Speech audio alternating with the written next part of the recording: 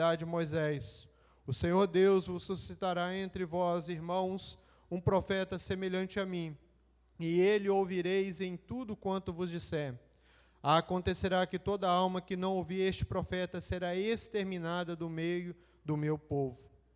E todos os profetas, a começar por Samuel, assim como todos quantos depois falaram, também anunciaram estes dias. Vós sois os filhos dos profetas e da aliança que Deus estabeleceu com vossos pais, dizendo a Abraão: na tua descendência serão abençoadas todas as nações da terra. Tendo Deus ressuscitado seu servo, enviou primeiramente a vós outros para vos abençoar, no sentido de que cada um se aparte das suas perversidades. Que o Senhor abençoe a porção da tua palavra lida. O texto é conhecido, já foi pregado várias vezes na nossa igreja. Você talvez já ouviu esse sermão. Pedro está aqui passando logo em seguida a cura de um coxo, e aquelas pessoas estão ali atônicas, estão indo de encontro a Pedro, querendo receber algo dele, se amontoam, se apegam, buscando ali uma bênção de Pedro. E foi assim todo o evangelho de Jesus. Muitos correram atrás de Jesus para buscar os seus milagres, para buscar curas, para buscar coisas deste mundo, para saciar a sua fome, para saciar a sua sede. Mas poucos ouviram a palavra de Deus, que era para eles se arrependerem. E esse povo aqui está agora também querendo isso de Pedro. Como estudamos já agora 2 quarta-feiras, o pastor, o diácono Rafael falou na última domingo sobre Pedro. Agora ele convertido, ele restaurado, ele transformado, ele começa a agir pelo Espírito Santo, não mais pelo seu ímpeto, não mais pelas suas vontades, não mais pelo seu querer, mas guiado pelo Espírito Santo. E ele dirige aquele povo e diz, no verso 12, à vista disso, após aquele milagre, após aquela multidão se afluir para Pedro, ele diz: israelitas, por que vos maravilhais disso? Ou por que fitais os olhos em nós, pelo nosso próprio poder ou piedade tivéssemos feito andar? É uma pergunta retórica, porque ele já vai responder logo em seguida qual é a ação, qual é a motivação, quem fez aquele milagre. E ele faz uma recorrência ao que todo israelita costumava mencionar, o Velho Testamento. Ao Deus de Abraão, ao Deus de Isaac, ao Deus de Jacó, o Deus dos vossos pais. Aquela nação que ansiava o Cristo, que acabaram de ter o matado, agora estão buscando o milagre novamente. Aquela mesma população que pediu para crucificar Jesus, agora está querendo novamente o milagre. Estão insaciáveis, estão necessitando de algo palpável. É assim que muitas religiões, muitas denominações se mantêm, porque as pessoas precisam tocar em algo. Só a fé em crer em algo invisível como nosso Deus não é suficiente. Elas precisam tocar, elas precisam palpar, elas precisam ver algo que elas consideram sobrenatural. E é só fazer menção de algum milagre que está acontecendo em alguma igreja, algum local, algum item que é usado para ministrar a cura, as pessoas se direcionam para lá. E até dão quantias volumosas para receber esse milagre. E Pedro já responde eles e diz que o milagre não saiu dele.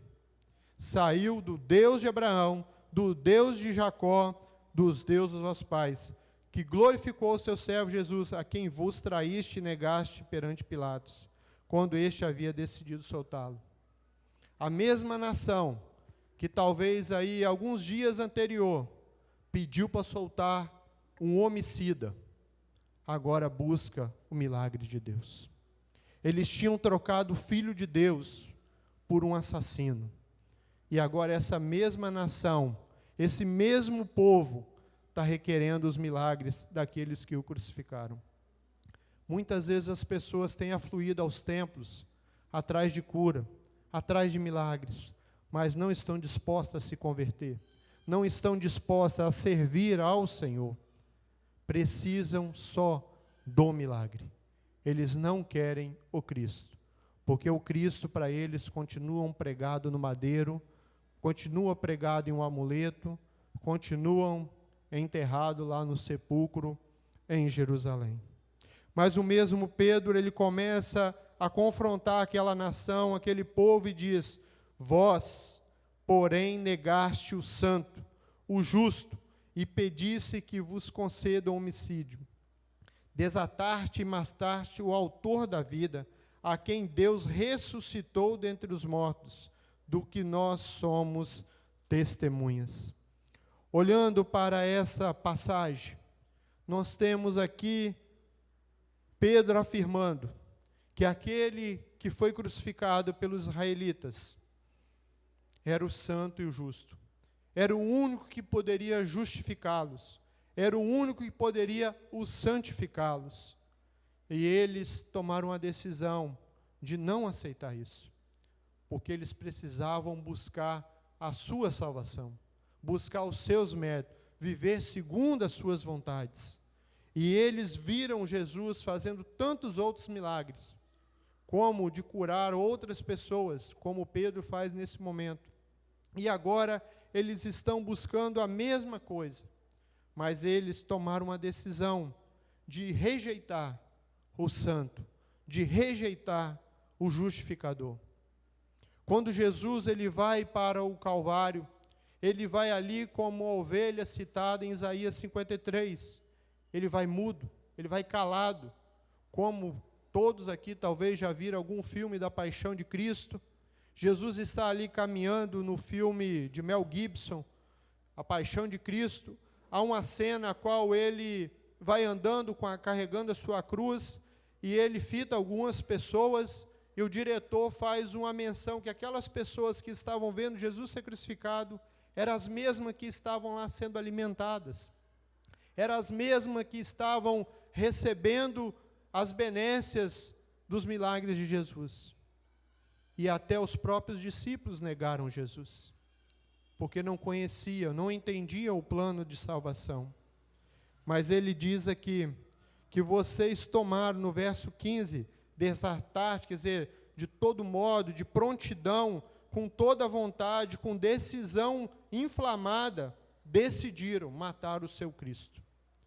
E Pôncio Pilatos, quando está ali julgando Jesus, ele fala: pela lei romana, não há nenhuma acusação, mas pela lei de vocês, ele está blasfemando.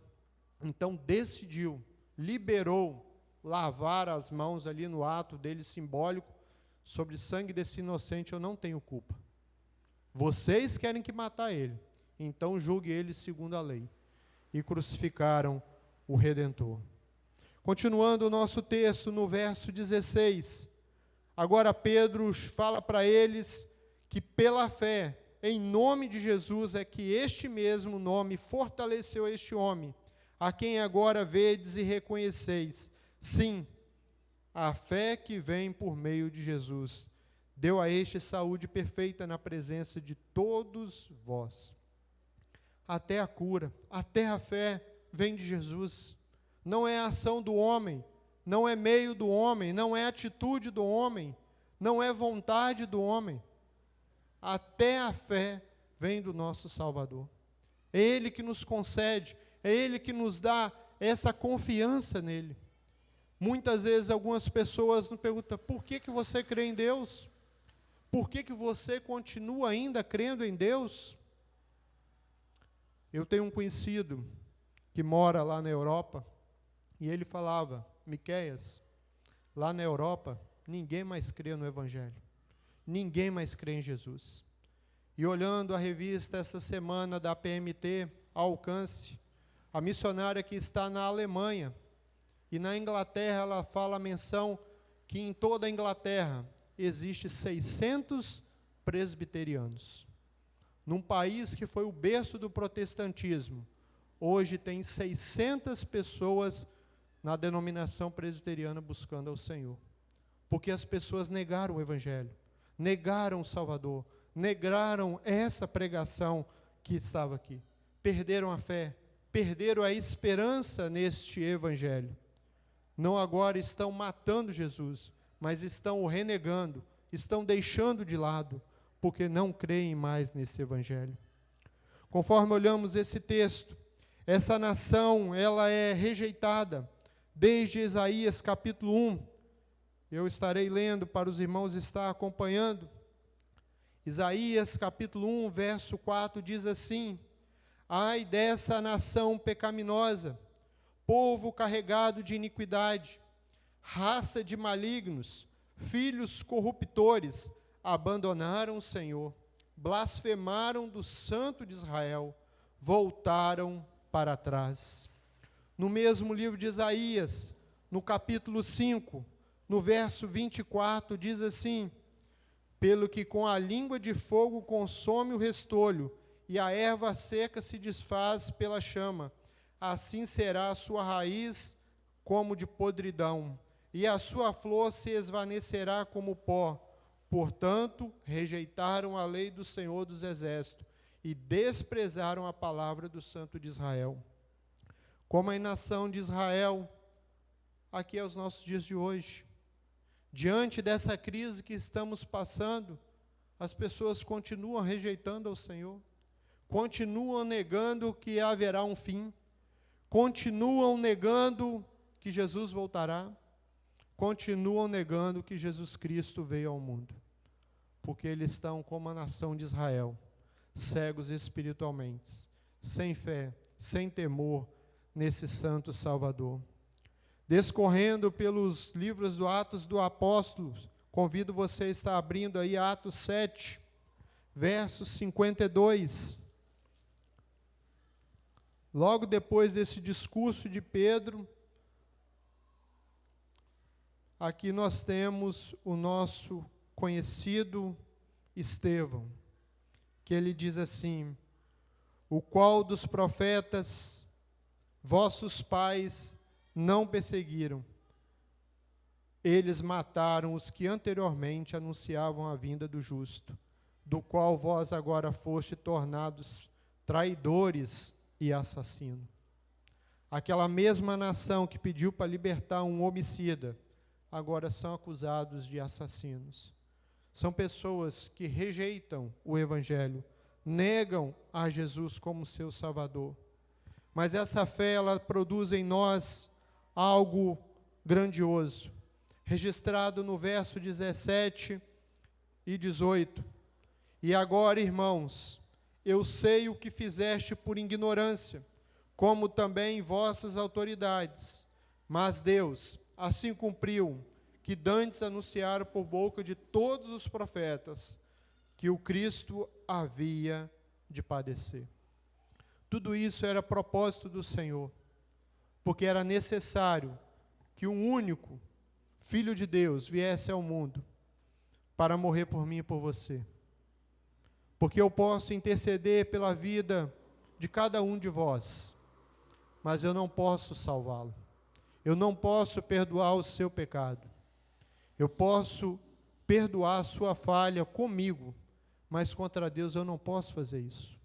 Só o sangue do justo, só o sangue do Cordeiro poderia fazer isso. E isso era propósito do Senhor, designado antes da fundação do mundo.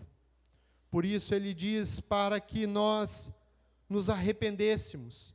No verso 19 ele diz: arrependei-vos e convertei-vos dos maus caminhos. É a única atitude do cristão diante do plano de salvação do Senhor. É a única ação do homem diante do plano redentivo. Arrepender e converter dos seus maus caminhos. O arrependimento produz no coração do homem algo que ele vai chorar amargamente pelos seus erros, pelas suas falhas, dele confessar ao Senhor. Podemos olhar isso em Salmo 51, quando Davi fala: pequei contra o Senhor, e contra ti somente fiz o que era mal. Quando olhamos para a confissão de Daniel, quando ele está ali no meio daquela nação, e ele fala que ele está corado de vergonha pela nação israelita estar em pecado diante daquela situação. Olharmos para Jeremias, que diz que ele está numa nação corrupta. Isaías, que fala que está habitando no meio de um povo de impuros lábios. Não é diferente de nós. Você pode olhar ao seu redor. Eu comentando com o nosso pastor, parece que as pessoas perderam o brio, perderam o sentido da razão. E hoje você olhar pessoas de uma idade superior à minha, né, vamos dizer, mais experimentados, com tanta baixaria em celulares, em vídeos, com palavrões, com comportamento tão ridículo, e as pessoas estão brincando com a palavra de Deus. Por isso que Deus diz, e Pedro chama aquele povo, não para os curar, não para ministrar a eles uma cura, mas chama eles para o arrependimento. Arrependei-vos, pois, e convertei-vos, para serem cancelados os vossos pecados, a fim de que da presença do Senhor venha tempos de refrigério e envie-lhe o Cristo, que já foi designado o Jesus. Muitas pessoas anseiam a volta de Cristo, mas muitas pessoas ainda querem usufruir dos prazeres deste mundo. Não sei quem já acompanhou ontem, né? No final da tarde houve uma explosão lá no Líbano, algo corriqueiro, as pessoas estavam trabalhando seus afazeres e do nada uma pequena região lá virou pó. Será que essas pessoas estavam preparadas para encontrar com o Cristo? Será que essas pessoas estavam prontas para ter refrigério para a sua vida eterna? Muitas pessoas, nesse momento de crise, vão para a primeira porta de templo aberta para buscar uma paz momentânea, para buscar um refrigério. Outras pessoas vão atrás de bebida, atrás dos prazeres deste mundo, para buscar satisfação para a sua vida. E quando acaba seu recurso, acaba seu dinheiro, ela volta para a mesma mazela que ela estava. Mas o refrigério do Senhor é eterno. Não é a cura para este momento, ou para a enfermidade que estamos tendo neste momento. E muitas vezes, e no sermão passado, o pastor fez ênfase sobre isso.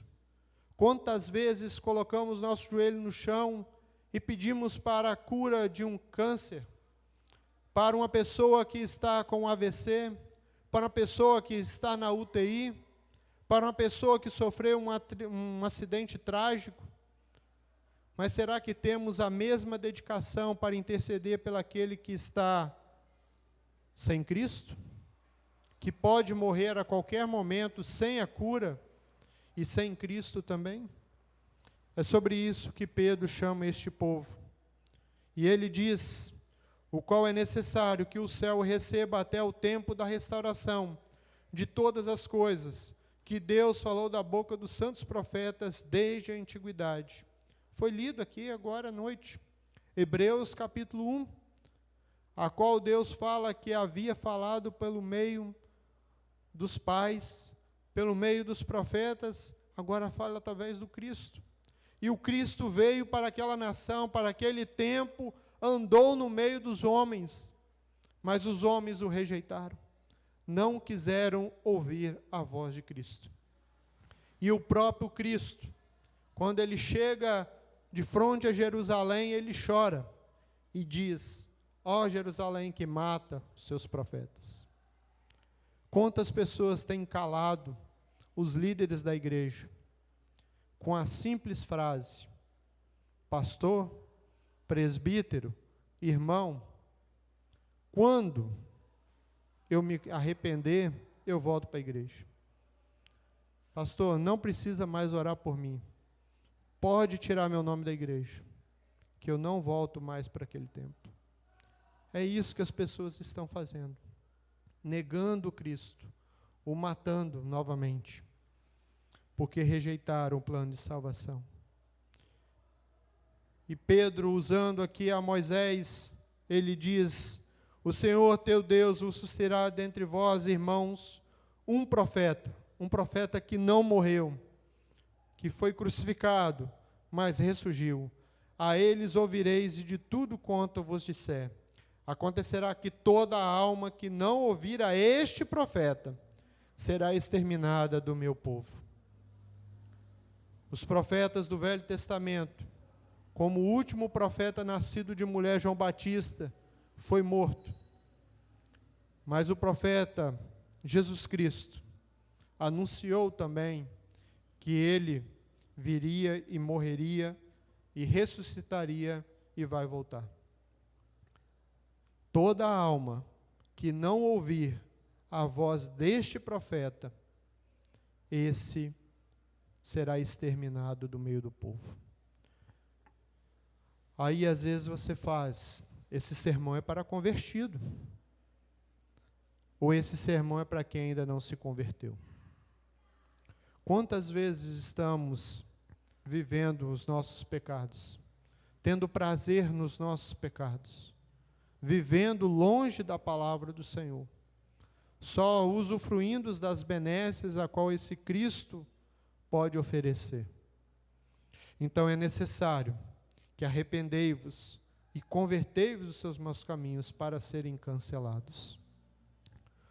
Usando o texto final, a partir do verso 24, ele diz assim: e todos os profetas, a começar com Samuel, assim como todos quanto depois falaram, também anunciaram esses dias.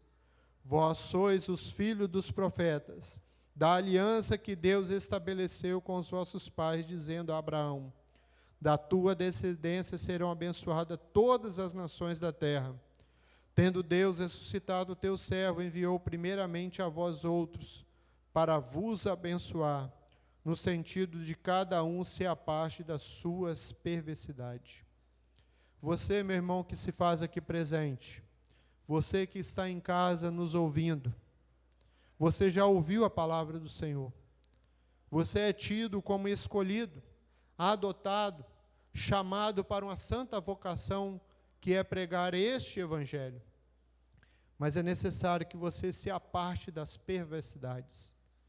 É necessário que você anuncie, porque você já foi abençoado pela palavra do Senhor. Você tem um entendimento, você tem a compreensão das Escrituras. Você é capaz de discorrer como Filipe todo o evangelho, toda a história dos profetas, para aquele que está ao seu lado lendo a palavra de Deus e ainda não compreende, que ainda não entende o plano de salvação. Você é capaz de discorrer sobre o Velho Testamento, o que Deus fez na nação de Israel. É necessário que você conheça a palavra de Deus, porque você já foi iluminado, você já foi trazido a palavra de Deus ao seu coração. Ela já te causa refrigério, ela já te traz a cura espiritual. E você pode anunciar esse evangelho como Pedro. A tua própria sombra curava as pessoas.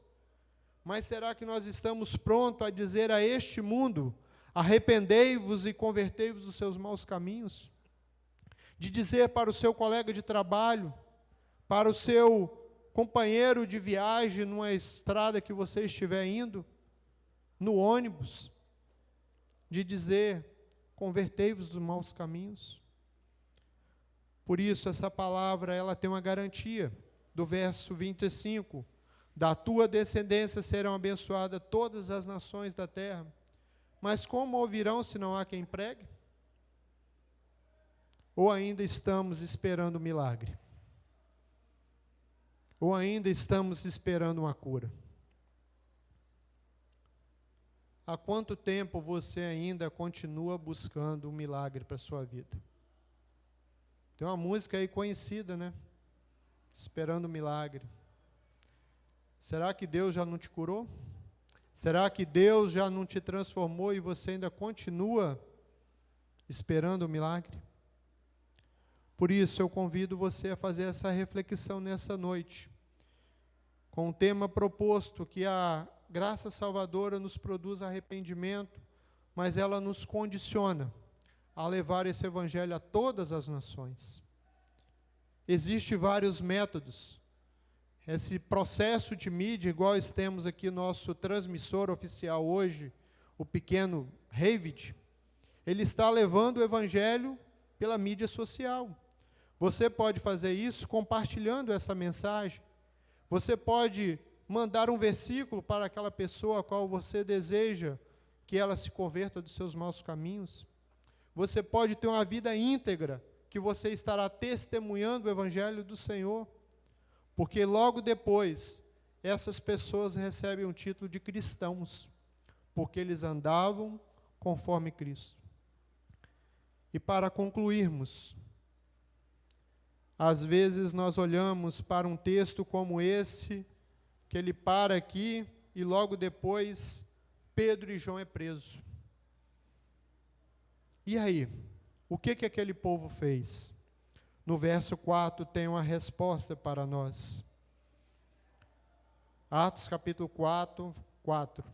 Muitos, porém, dos que ouviram a palavra, a aceitaram, e subindo o número de homens a quase 5.000 pessoas. 5.000 pessoas se arrependeram. 5.000 pessoas se converteram dos seus maus caminhos. Você tem a oportunidade essa noite de se reconciliar com o Senhor, de confessar todos os seus pecados, porque nós cremos num Deus onisciente, num Deus onipresente, que sonda os nossos pensamentos e os nossos corações. E você sabe o que passa no seu coração. Você sabe o que passa nos seus pensamentos. E você pode confessar, não precisa escolher palavras para falar com Deus, porque Ele conhece o seu coração, conhece o que passa no seu pensamento. Então é necessário que você se aparte das perversidades. Salmo 1 fala para nós não assentarmos nas rodas dos escarnecedores, para não determos nos caminhos dos ímpios, e não ouvir os seus conselhos. Hoje, com as mídias sociais, ouvimos tantos conselhos, e eu fico a pensar de algumas pessoas que se dizem cristão, que compartilham coisas tão perversas, tão demoníacas. Será que elas verdadeiramente podem ser ditas como cristãs? É porque ainda elas não se afartaram das perversidades. Existem resquícios de maldade nos seus corações. Existem pecados ainda não confessados. Por isso que elas vivem na obscuridade. E para concluirmos, eu faço essa pergunta para os que aqui estão presentes. E para você que está em casa. Como o texto se inicia, você continua admirado dos milagres que Deus tem feito na vida de outras pessoas? Você continua indo para a porta dos templos, aonde está havendo curas?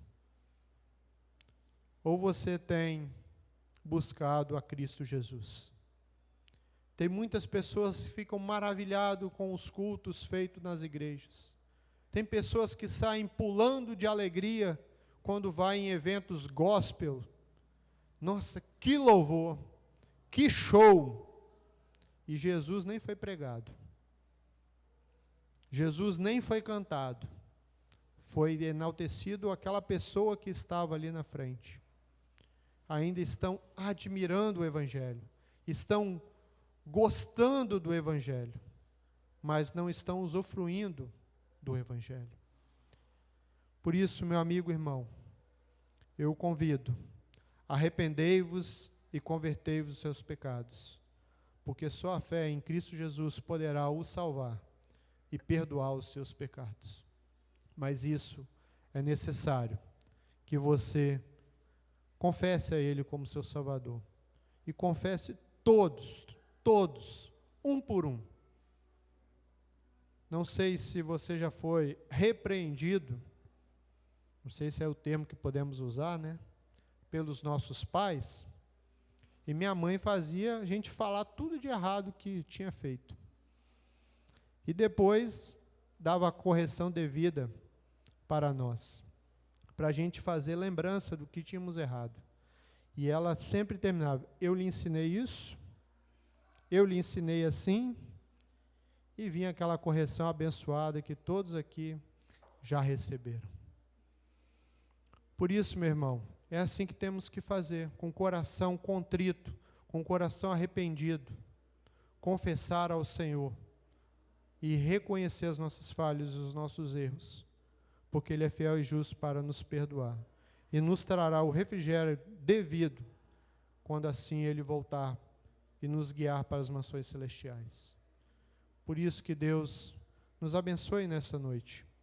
E como aquele povo reconheceu seus erros, 5.000 foram salvos naquela ocasião. Por causa de um milagre, houve a conversão de 5.000 pessoas. Que Deus esteja os abençoando e que você tenha essa convicção de crer na promessa que foi dada desde os dias de Abraão, Isaque e Jacó, que haveria de ver o Messias, e ele morreria e ressuscitaria para nos salvar da ira vindoura. Oremos. Senhor Deus, amado Pai, louvado seja o nome do Senhor, bendito seja por tudo que Tu és. A Tua graça é imensurável, ela é incondicional, ela é imerecida, porque somos falhos, somos pecadores, somos homens miseráveis. Pecamos por ação, por pensamento, e até omitimos em fazer o bem quando não é oportuno. Talvez por egoísmo, talvez por arrogância, por prepotência, pecamos contra o Senhor.